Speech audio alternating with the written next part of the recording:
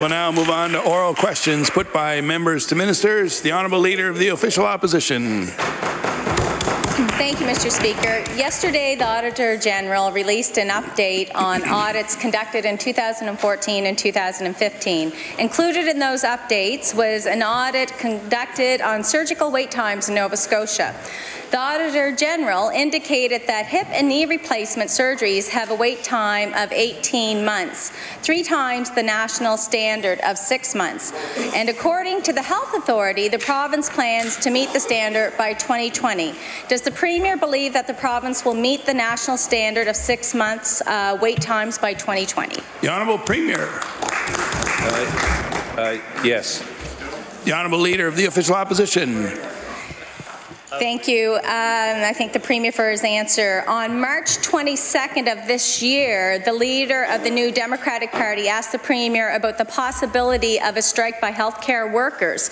In his response, the Premier spoke to surgical wait times, and the Premier said, and I'll table this quote, "With this recent budget, we believe we will get to the 6-month wait when it comes to orthopedic surgeries." And I'll table that. So with this response, the Premier indicated that the province would meet the standard this year. Is the Premier still confident that this year is the year that Nova Scotia will meet the national standard? The Honourable Premier. Mr. Speaker, what I said in the response she just read, that I said with the investments that we made in this budget that we will meet the goal that's set out by the Minister of Finance in her budget, and the Auditor General alluded to that we would meet that time by reducing it down to 6 months in 2020. The Honourable Leader of the Official Opposition. So, Mr. Speaker, last week the member from Dartmouth East asked the Minister of Health about wait times for orthopedic surgeries, and the member from Dartmouth East referenced the same quote from the Premier that I just tabled.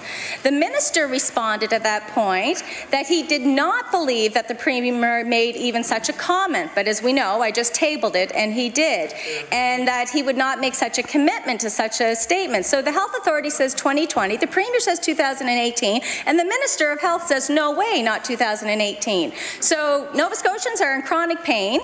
Can we just have one clear answer? Will the Premier tell this House when the province will meet the national standard? The Honourable Premier. Thank you, Mr. Speaker. I want to thank the Honourable Member for the question again. I want to go back and have her read the response that I gave her last week, Mr. Speaker, which said the investments within inside this current budget will allow us to meet the actual target that's been set. The Minister of Finance in her budget address actually referenced, Mr. Speaker, the timeline. The Auditor General has referenced that timeline. Mr. Speaker, we made that investments to move forward to meet that 6-month timeline in 2020. The Honourable Leader of the New Democratic Party. Thank you. Mr. Speaker, today marks the 50th anniversary of the date of the assassination in Memphis of Dr. Martin Luther King, Jr. King was in Memphis to support the Memphis sanitation workers' strike, which he was moved to enjoin by the poverty-level wages of the sanitation workers. Martin Luther King called, in the campaign that led to the March on Washington and the I Have a Dream speech, for a $2 minimum wage. Adjusted for inflation, that would be $15.73 today. Will the Premier agree to honouring the legacy of Dr. King by revising his previous position and establishing a path that would get Nova Scotia to a $15 minimum wage over the next 3 years? The Honourable Premier. Thank you, Mr. Speaker. I'm pleased to stand and rise, Mr. Speaker, to talk about Dr. King. Mr. Speaker, in a few months in early June, we'll also be the 50th anniversary of the assassination of Robert Kennedy. I think the world was changed when those two men were taken way too young in their pursuit, quite frankly, not only changed the lives of America, but I believe it changed the global community. I just listened before I came over here to a tribute to Dr. King by one of the people who were actually with him on that particular day. And the very things they focused on, Mr. Speaker, were good jobs and quality education, to find their way out of poverty, to find their way out of racism, discrimination in any global community. It will be driven through the power of education and the power of economic prosperity, Mr. Speaker. It's why we've continued in this budget to drive investment in public education. It's why we're ensuring, Mr. Speaker, that we continue, regardless of the socio-economic circumstances you are born into this province, you will have access to play-based pre-primary program, Mr. Speaker. We're going to continue we're going to continue, Mr. Speaker, not only to honour the legacy of Dr. King, Mr. Speaker, we're going to ensure that every Nova Scotian feels empowered and welcomed in this province as we continue to make change. The Honourable Leader of the New Democratic Party. Thank you. Mr. Speaker, Dr. King came to Memphis from his work with the great defining work of the last chapter of his life, which was called the Poor People's Campaign. The Poor People's Campaign was a major mobilization across the United States calling for dramatic levels of anti-poverty investments from the government. It would be a singular way to honour Dr. King's legacy if the Premier would today commit to double the budget for income supports in Nova Scotia, thereby dramatically improving the incomes of the poorest people in our province. Is this a commitment that the Premier is prepared to make? The Honourable Premier. Mr. Speaker, I want to thank again the Honourable Member for the question. I want to pushing back to the budget that we're actually debating today, Mr. Speaker, the investments that we have continued to make in affordable housing, continue to reduce the wait list. There's another additional 400 rent supplements that are in place to provide low-income Nova Scotians with access to housing. Mr. Speaker, we've exempted child support, Mr. Speaker, when it comes to income assistance payments. That's a substantial amount of money that we're leaving in the families of low-income Nova Scotians. We're continuing, Mr. Speaker, to work inside of our system to ensure, Mr. Speaker, that we provide everyone with the tools to require to move themselves out of poverty, Mr. Speaker. We have a different view when it comes to what the minimum wage should be in this province, but we are addressing it in what we believe are meaningful, concrete steps to individual families today, Mr. Speaker, that are impacting them in a positive way in Nova Scotia. And in the pursuit of that, Mr. Speaker, we're providing the pre-based play program regardless of your socioeconomic circumstances. So those children who are born into poverty, Mr. Speaker, will be judged on the content of their mind and their character, Mr. Speaker, because we've given them an opportunity to strive and achieve all they can be in this province, Mr. Speaker, by not giving them anything but, Mr. Speaker, support and a hand up. The Honourable Leader of the New Democratic Party. Thank you. Mr. Speaker, today there will be an abundance of quotations from Dr. King that will be being remembered internationally. One of them will be this: of all the forms of inequality, injustice in health care is the most shocking and inhuman. Mr. Speaker, Canada is the only country with socialized medicine in the world which doesn't also have a socialized drug plan. And today in Nova Scotia, close to 100,000 people can't afford to fill their prescriptions. It would be a fitting tribute to Dr. King if on this day the Premier would commit to adding our province's voice to the calls across our country for a national pharmacare plan. I would like to ask the Premier if this is something he's prepared to do. The Honourable Premier. Mr. Speaker, we have, Mr. Speaker, I've verbalized this in many parts of the country, Mr. Speaker, in this province. It is the next phase of continuing to build a healthcare system that has access for all. I believe a national pharmacare program is an appropriate step to move forward. I know the health ministers across the country will be meeting when they do. I know our province will be proudly represented by a strong voice by the Minister of Health to ensure that we continue down that road, to ensure that we make sure this healthcare system is fair for all Canadians and all Nova Scotians. The Honourable Leader of the Official Opposition. Thank you, Mr. Speaker. My question is for the Minister of Labour and Advanced Education. According to the latest stats on the website for the Nova Scotia Advisory Council on the Status of Women, over 2,400 Nova Scotians were victims of intimate partner violence and reported that violence to the police.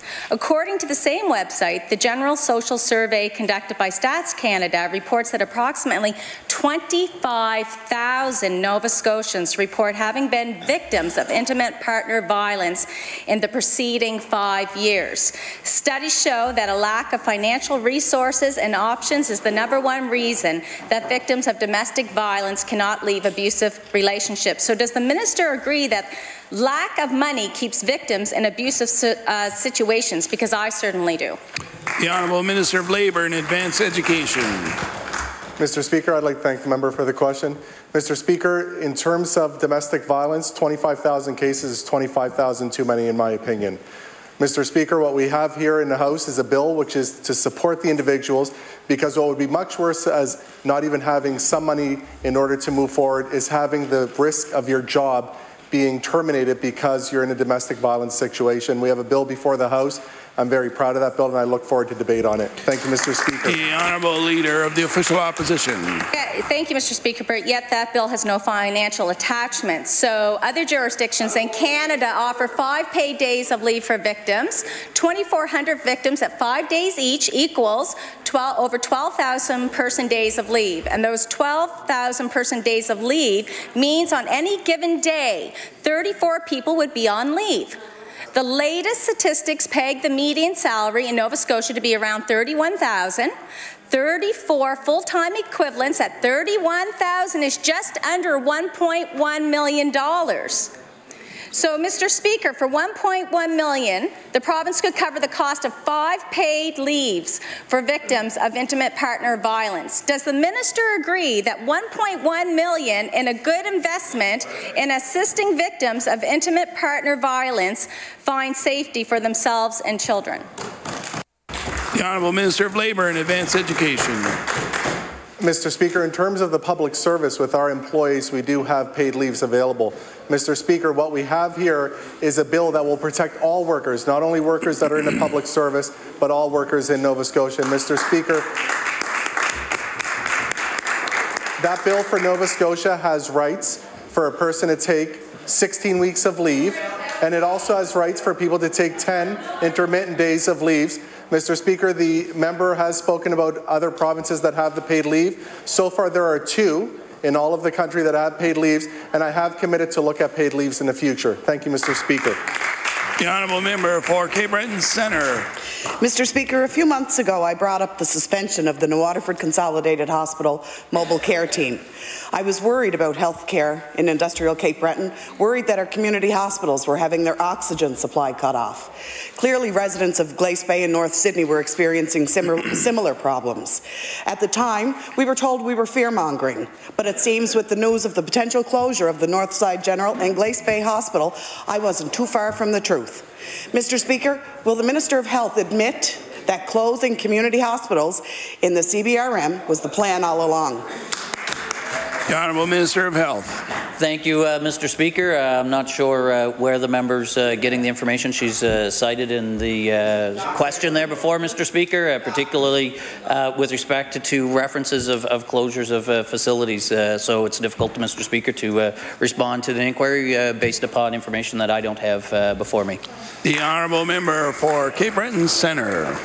Thank you, Mr. Speaker. Actually, to the Minister of Health's question, it's actually something that's being done from what we understand without the NSHA involved being done at the doctor level, and that's who is telling us. So, Mr. Speaker, when we asked about this yesterday, the Minister said that the reviews of community hospitals should be expected and that the Health Authority is always working to deliver care in the most effective way. Mr. Speaker, would the Health Minister table a list of hospitals under review in Nova Scotia? The Honourable Minister of Health. Thank you, Mr. Speaker, and I thank the member for the question. Indeed, Mr. Speaker, part of the role and the responsibility of the Nova Scotia Health Authority is to review all health services to ensure that we're operating and providing the care and the services that Nova Scotians need. Mr. Speaker, we're seeing significant progress taking place.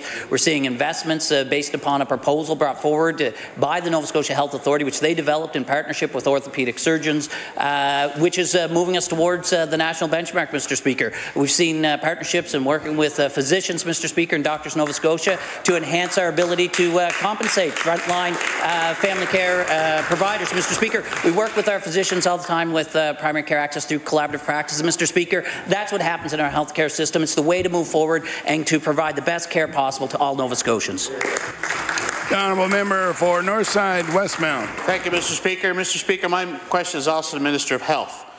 A critical shortage of emergency room doctors is always almost to blame when the emergency room at the Northside General or other hospitals in Cape Breton is closed.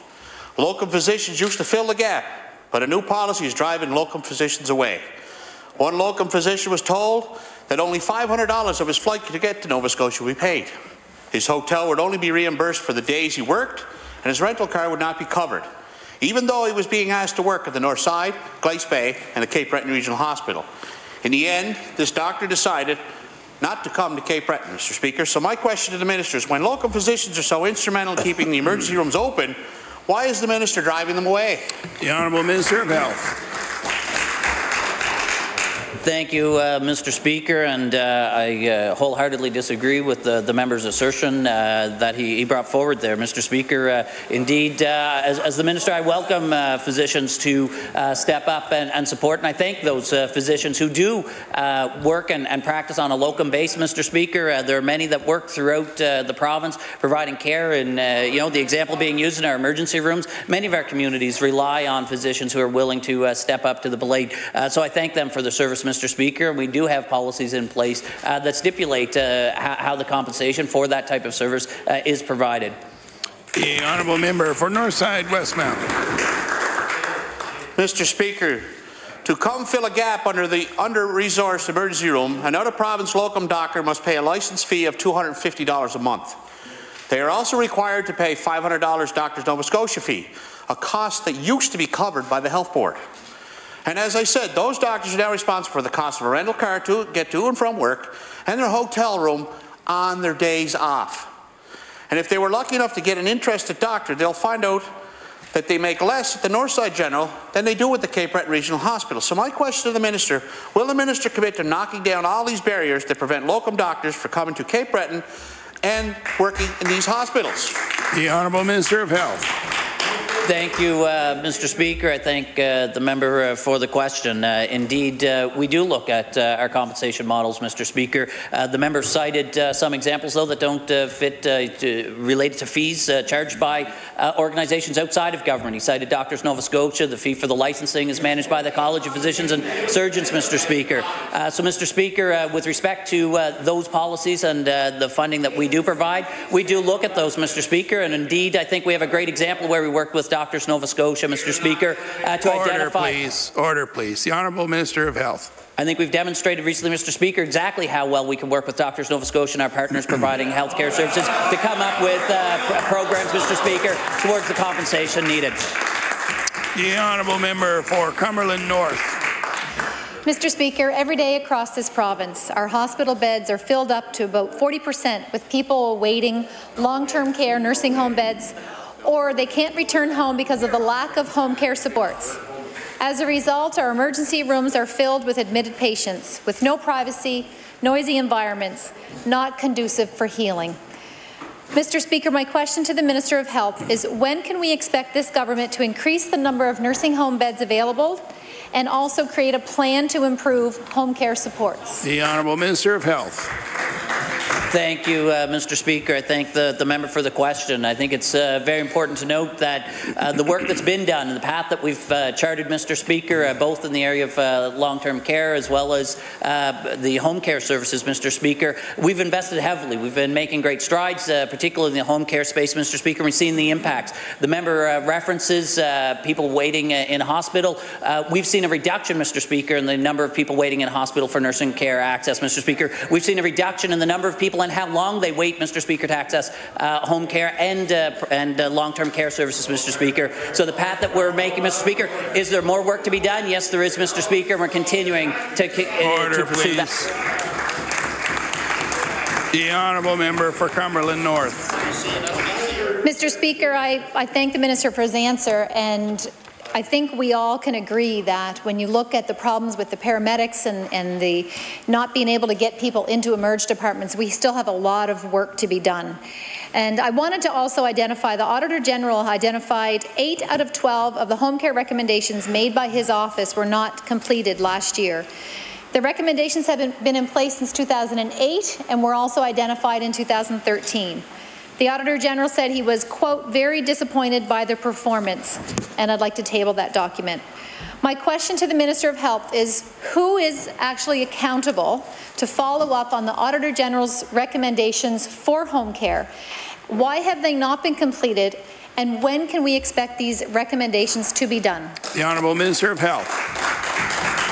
Thank you, Mr. Speaker. I thank the member for the question. Indeed, that update that the member is referencing goes back to the AG's report that was released in the fall. I spoke to that report at that time, Mr. Speaker, and acknowledged that there's work to be done, and we're continuing that work. Mr. Speaker, much of the recommendations around home care in particular relates to the structure of contracts with home care providers, as well as performance metrics associated with those contracts. Mr. Speaker, we've been working with those home care providers, our partners in that space, in a way to identify the key performance indicators to ensure accountability and transparency, Mr. Speaker. But we want to do that in a way, Mr. Speaker, that does not put at risk the care actually being provided to our loved ones in our communities. So we're continuing that work, Mr. Speaker. It's well underway, and we look forward to seeing it fully rolled out. The Honourable Member for Inverness. For the Minister of Health. For 100 years, surgeries have been performed in Inverness. It represents $1 million of payroll in the local community, represents convenience for local patients and less travel for their families, and it eliminates possible delays for patients who are in need of an operation. 2 years ago, myself and Dr. Pillay met with the previous Minister of Health's staff in Halifax here because Dr. Pillay will soon be retiring, and he has been the main surgeon at the hospital. My question, Mr. Speaker, is who is advocating to keep this service in Inverness? We have no district health authority. Local doctors are busy with their practices, and hospital staff are employees of the government and must watch what they say. The Honourable Minister of Health. Thank you, Mr. Speaker, and I thank the member for the question. Indeed, Mr. Speaker, I believe members of the opposition share the same objective as their community members, as do the members of the government side, Mr. Speaker, as is a shared objective of the employees and the physicians and our partners in the healthcare system, and that is to ensure that we provide the best care possible to our citizens, Mr. Speaker. That work is equally appropriate and applicable, and advocacy takes place at all levels, Mr. Speaker, on behalf of all citizens of the province of Nova Scotia. That includes Inverness, Mr. Speaker, and we'll continue to do that to ensure we can provide the best care possible to all citizens. The Honourable Member for Inverness. Well, Mr. Speaker, I will state, and to be clear, is we care about keeping surgery in Inverness. And the question becomes, what is the plan? That was 2 years ago that Dr. Pillay and I met with government.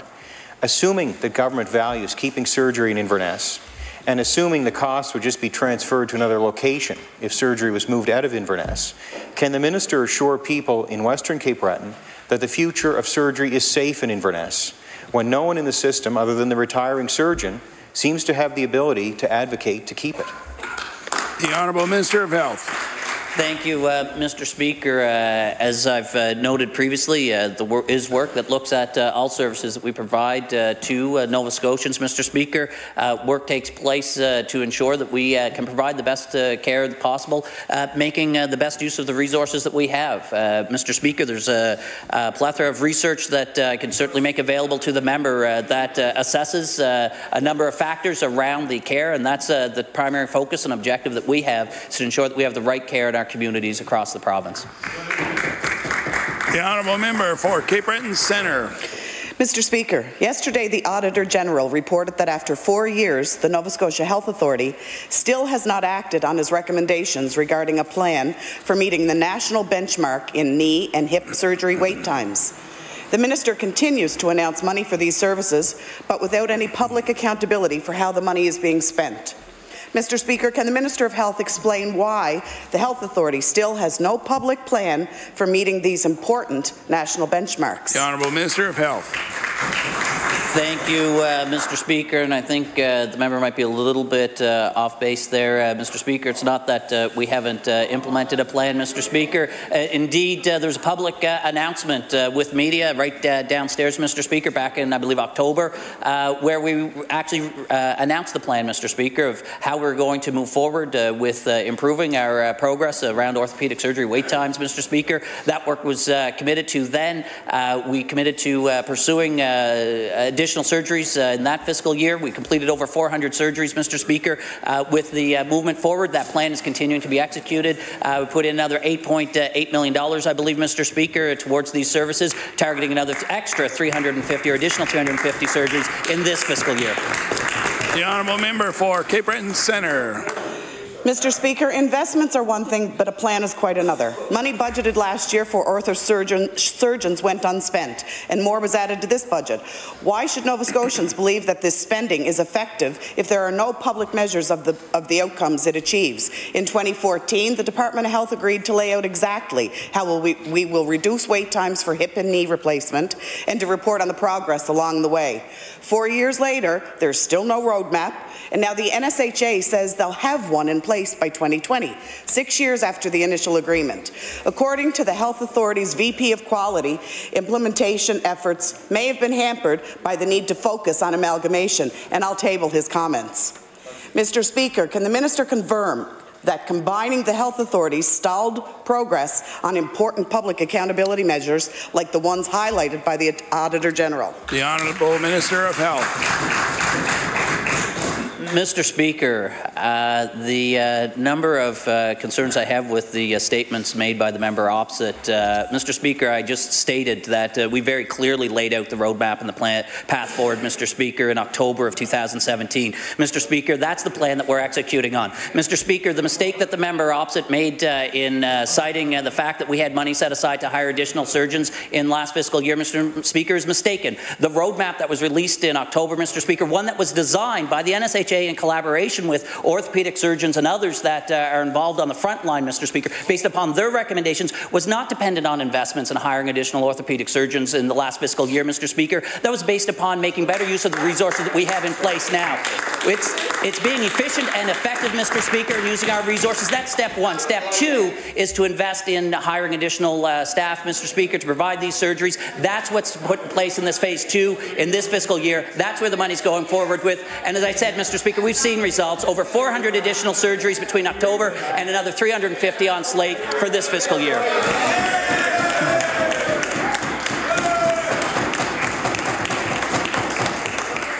The Honourable Member for Kings North. Thank you, Mr. Speaker. Mr. Speaker, my question is for the Minister of Transportation and Infrastructure Renewal. Giving you a break. Recently, while meeting with municipal officials, I was told the long-standing policy of transferring J-class roads to the care of the province has been suspended. In the past, my municipality has partnered with DTIR in fixing up J-class roads. Once these roads met provincial standards, care was assumed by the province. My question for the Minister of Transportation is, will the Minister of Transportation and Infrastructure Renewal confirm if the policy around J-class roads has changed? Does the province still assume responsibility for J-class roads once they meet provincial standards? The Honourable Minister of Transportation. Thank you, Mr. Speaker, and I thank the member for the question. The J-class road program, which was part of a service exchange from many years ago, has been working very well with the province. Over a period of time, the maintenance for those roads is the responsibility for the municipalities. In some instances, that's performed by a private contractor. In some instances, the province provides that service. The J-class roads are also eligible for 50-50 cost sharing on paving jobs, and just this morning I signed off on 30 or 40 projects for J-class roads, which is an excellent program for the province because it offers road improvement at half price for both parties. Thank you. The Honourable Member for Kings North. Thank you, Mr. Speaker. I'd like to thank the Minister for that answer. I'm not sure he got right at the heart of it. I'd like to move on to another road issue. A second type of road of great concern to many in Kings North is Z-class roads. These are privately owned roads which are publicly used and shared by landowners. One such road is Tupper Road. It is 300 metres long, has 14 landowners with small homes on it, and is a shortcut to Valley Regional Hospital from Brooklyn Street. It has had snow plowing and summer grading by DTR for more than 50 years, and there are many other roads like this in Kings North, in fact in Annapolis Valley. My question for the Minister is, will the Minister commit to the citizens of Kings County and those living on these Z-class roads that have historically had DTIR services, that he will continue to provide these services? The Honourable Minister of Transportation. Thank you, Mr. Chairman, and I really appreciate the question because the complexity of the style and number of roads that we have in the province is a bit of an enigma. It goes back to our history where we are a very old province. On the Z-class, there usually is a grading associated with it. In some jurisdictions, the municipalities have stepped up and provided additional service, such as additional grading or as repairs and gravel. And there's no indication that I'm aware of to changing the normal posture that we have with the Z-class roads in the province. Thank you. The honourable member for Sackville-Beaverbank. Yeah, thank you very much, Mr. Speaker. Recently, my office, I received a visit from a constituent whose mother had sadly passed away a year ago at the Halifax Infirmary. Given the seriousness of her condition, the family over a course of a few months had been instructed to take their mother directly to the infirmary should she have any serious incidents. 7 days before her passing, the family did as they were instructed and took their mother to the infirmary emergency department. Before being released, the family was again instructed by the doctor that if there were any other symptoms or if symptoms worsened, to bring their mother back to the infirmary. On Easter Sunday 2017, she was transported by EHS to the Cobequid Health Centre over the objections of the family, and after waiting for 3 hours, she was taken to the infirmary as originally requested, but by then it was too late. My question for the minister is, how is it that EHS supervisor has the authority to override the explicit instructions of a medical specialist? The Honourable Minister of Health. Thank you, Mr. Speaker. As the member, I'm sure, appreciates, it's not possible for Minister to delve into specific instances or cases in the floor of the legislature or indeed in public due to health privacy concerns. But, Mr. Speaker, what I can assure the member is indeed the healthcare professionals who work throughout the healthcare system, whether it's in our emergency departments, our paramedics, within our ambulance system, our EHS system, Mr. Speaker, do work together to provide top-notch care on behalf of Nova Scotians throughout the province. The honourable member for Sackville-Beaverbank. Yeah, thank you, Mr. Speaker. Thank you, Minister.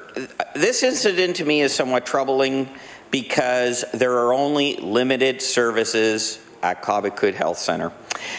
When people are in life-threatening situations, time can mean the difference between life and death. I know that EHS workers are well-trained and do the best they can. They're well-meaning, but I just don't understand how instructions of a physician cannot be respected. My question to the minister is, could the minister please explain the protocol that applies in this circumstance and what other families who find themselves in similar situations can do to ensure that if a physician gives instructions, that those instructions are followed? The Honourable Minister of Health.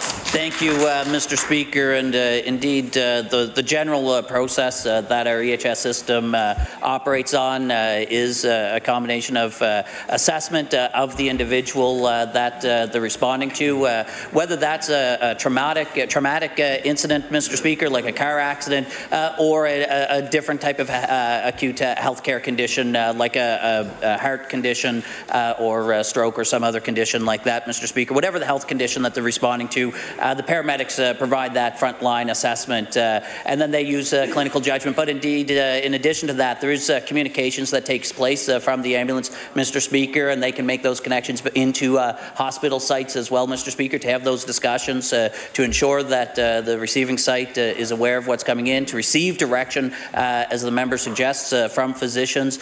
So that work does happen as part of the ongoing interaction between those services. The Honourable Member for Dartmouth East. Mr. Speaker, my question is for the Minister of Education. In Nova Scotia's 2015 Action Plan for Education, the government claimed that a 21st century citizenship course would be created, and that it would be mandatory for graduation from high school. The government claimed this class would be introduced to students in the 2016-2017 school year. Well, Mr. Speaker, I was a teacher in that school year, and this course was nowhere to be found in the high school curriculum. In fact, I attended a high school graduation in 2017 where not a single student crossing the stage last June had taken this course. For a government that continually pats itself on the back this session for implementing reports, there sure are a lot of forgotten promises collecting dust. My question is this, Mr. Speaker. What happened to this government's plans for a 21st century citizenship class at the high school level? Thank you, Mr. Speaker. Honourable Minister of Education. Thank you very much, Mr. Speaker. In fact, Citizenship 9 has been established. It's in grade 9 classes. As the member will know, there is a movement to ensure high schools are from grade 9 to grade 12, so he will see Citizenship 9 in grade 9 classes across this province. Thank you very much.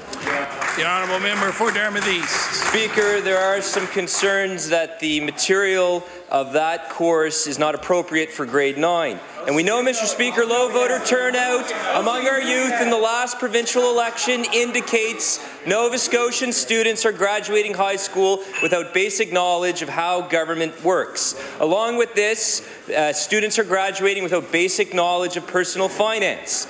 These students are going out into the world to community college and university without any budgeting skills or understanding how a mortgage works.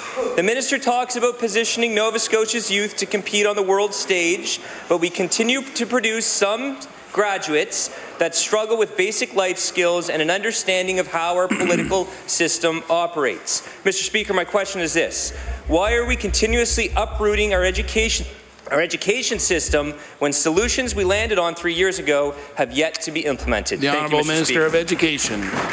Mr. Speaker, at every single stage, at every single year that this government has been in power, we have made investments and improvements to the education system, which have included the redevelopment of our curriculum so that we have modern courses to provide our students with the needs they have in a modern economy. We provided more supports with students with special needs. We have provided more supports for mental health in our education system. We've hired 1,300 teachers, Mr. Speaker. We've invested over more than $300 million into our education system, and every single time we have moved to make a difference and make a change, that member and those parties opposite have opposed us at every single juncture, Mr. Speaker. The record will reflect there's been one party that's actually focused on the needs of our students, that have made the tough decisions to improve their lives and their well-being, and that party is the Liberal Party, Mr. Speaker. The honourable member for Dartmouth North.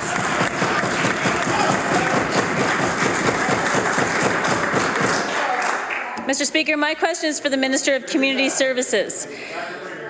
We know that good dental care is preventative health care. The Children's Dental Service has been frozen for 3 years despite the need for greater access to dental care. Today, there are 30,000 Nova Scotian teens who would have the lifelong benefits of good dental care if this government had kept their 2013 promise to extend dental coverage up to age 17. Children living in families with lower incomes are going without dental care. Mr. Speaker, what has the minister done to ensure young people living in families receiving ESIA can access the dental care they need? The Honourable Minister of Community Services.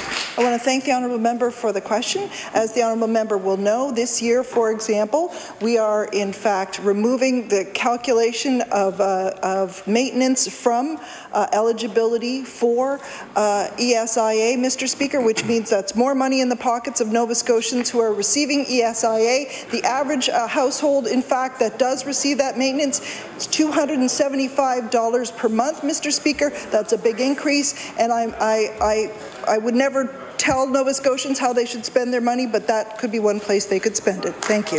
The honourable member for Dartmouth North. Thank you, Mr. Speaker. With respect, that money does not apply to all families on ESIA, and also the tax credit that the government likes to talk about would add $41 a month to the families that receive that increase. So that's not going to cover the need of dental care. So it's also not just children who need dental care, Mr. Speaker. Their parents need it too. Poor oral health is related to increased risk of heart attack, or heart disease, stroke, diabetes, and other serious conditions. According to the department policy, dental coverage may be provided for emergency issues, including the relief of pain or the control of prolonged bleeding, or for dental problems identified as barriers to employment.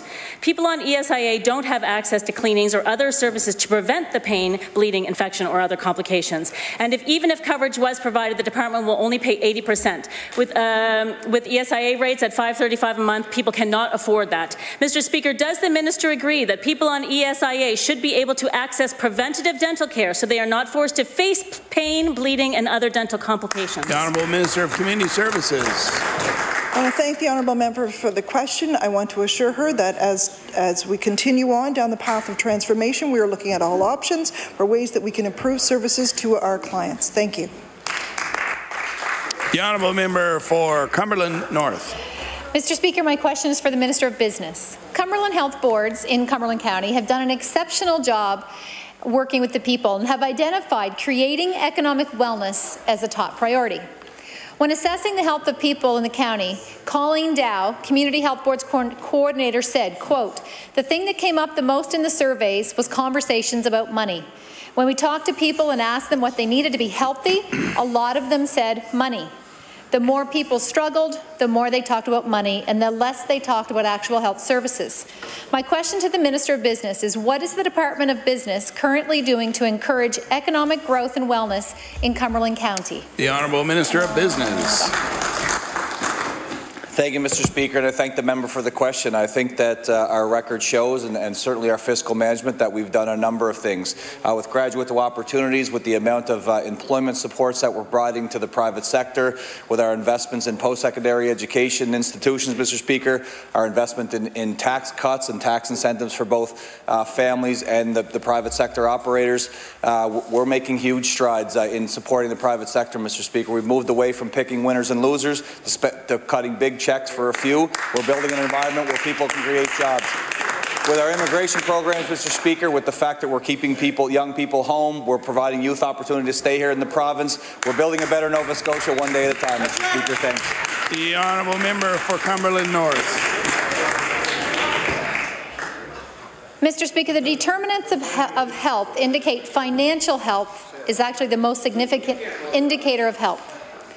SOAR Community Health Board member and Amherst Recreation Director Bill Schurman said developing the plan was interesting and eye-opening. Quote, and I'll table the document, "The root of a lot of our issues are financial."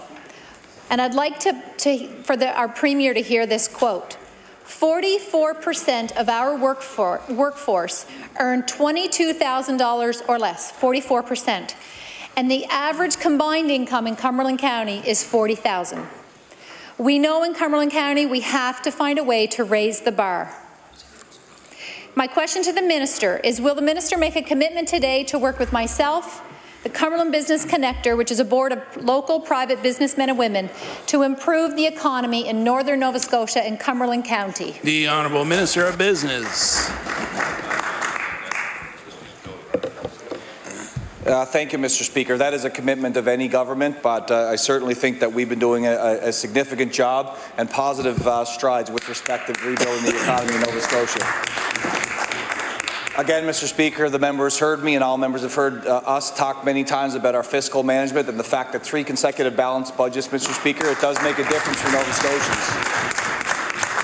Our exponential growth in tourism being led by the private sector is one example of that. Historic investments in our province's infrastructure so our economy can flow, we can get goods and services. Tremendous growth on the export side, Mr. Speaker, where we're selling our goods to the world.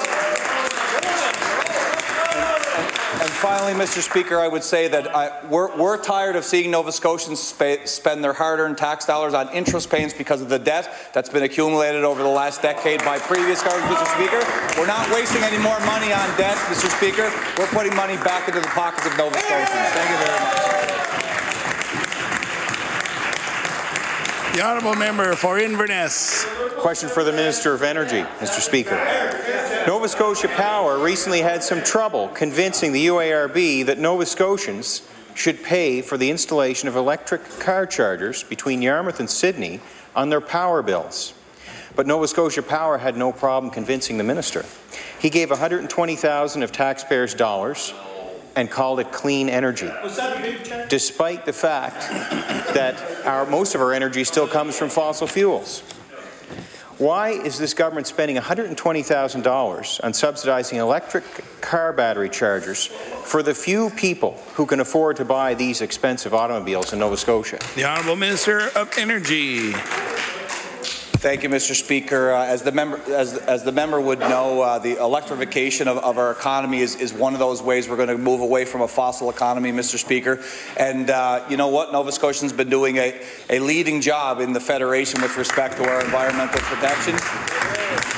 Mr. Speaker, I'm very proud of the work we've done on the energy policy file, working to reduce our carbon footprint, obviously, leading the Federation in GHG reductions. Mr. Speaker, our renewables around tidal, around wind, we're doing tremendous work, Mr. Speaker. We'll continue to lead that charge. We'll let the UARB do their work, and we'll continue to do ours to make a better energy future for this province. Thanks. The honourable member for Inverness. Mr. Speaker, how many people in Glace Bay own a Tesla?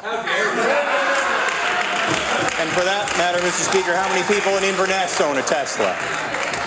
The spirit of publicly funded adventurism in the energy sector is shared by our neighbours to the west.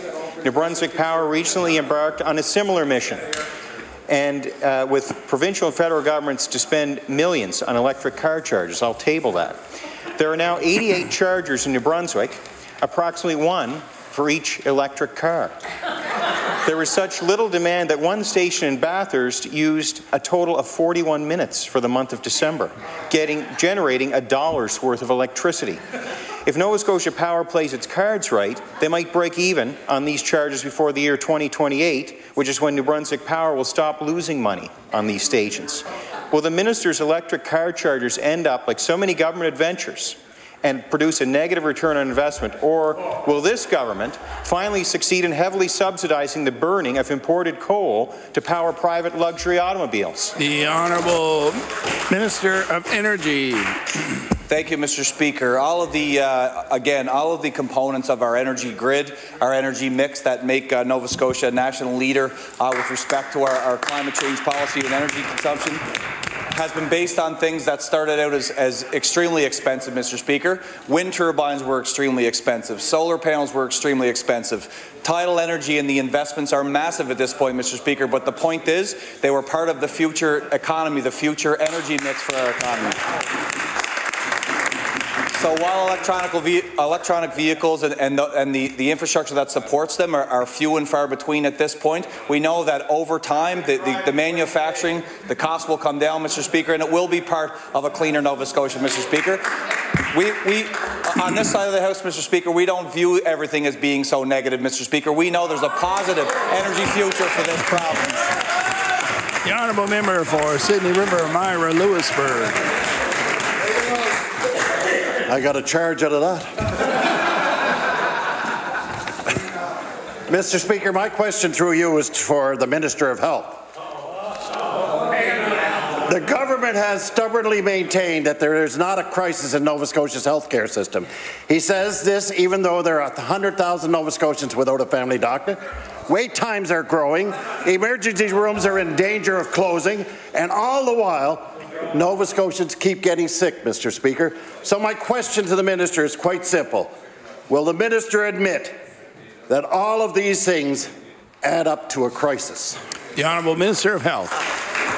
Thank you, Mr. Speaker. I thank the member for the question. I appreciate the opportunity to highlight for the member many of the great things taking place in our healthcare system across the province. Mr. Speaker, we're seeing significant improvement and path forward in our orthopedic surgeries, Mr. Speaker. That was a plan that was brought forward with the Nova Scotia Health Authority, working with physicians, surgeons on the front line to come up with that plan, Mr. Speaker. Government stepped in to, when that plan was brought forward, to commit to executing the plan that they brought to us, Mr. Speaker. That's working together to see improvements. Mr. Speaker, we've seen over 400 additional orthopedic surgeries completed between October and the end of March, Mr. Speaker. We've committed to continue down that path with increased investments, Mr. Speaker. For this fiscal year, we're going to see another 350 or so additional orthopedic surgeries. The Honourable Member for Sydney River, Myra Lewisburg. Mr. Speaker, Webster defines crisis as and I quote, a situation that has reached a critical phase. The Oxford Dictionary defines crisis as a time of intense difficulty or danger, or a time when a difficult or important decision must be made. And finally, Mr. Speaker, the Cambridge Dictionary says, crisis is an extremely difficult or dangerous point in a situation. As in, I don't feel well, I don't have a doctor, I have to wait in an ambulance for 2 hours to get in the ER room. These are extremely difficult situations in this whole case, Mr. Speaker. So will the minister admit to the thousands of Nova Scotians who hears his fairy tales every day, who don't have a doctor, and a few ways to get primary health care, will he admit that the system is definitely in a crisis according to the definition of the Bible? The Honourable Minister of Health. Thank you, Mr. Speaker. Again, happy to explain to the member opposite the progress we're making. Order, please. The Honourable Minister of Health. Thank you, Mr. Speaker. The progress that we're making, Mr. Speaker, in expanding collaborative care practices to ensure that there's expanded primary care access to Nova Scotians. Order, please. The Honourable Minister of Health. Expand primary care access across this province, Mr. Speaker, in Cape Breton and throughout the province. Happy to see the expansion, Mr. Speaker, that we announced earlier in October, again with our partners. An expansion, Mr. Speaker, was only possible. Order, please. The Honourable Minister of Health. An expansion, Mr. Speaker, only possible because of the collaboration between our frontline healthcare professionals, physicians, Mr. Speaker, nurses, Mr. Speaker, social workers, physio. Order, please. I do believe Oscar has left the building.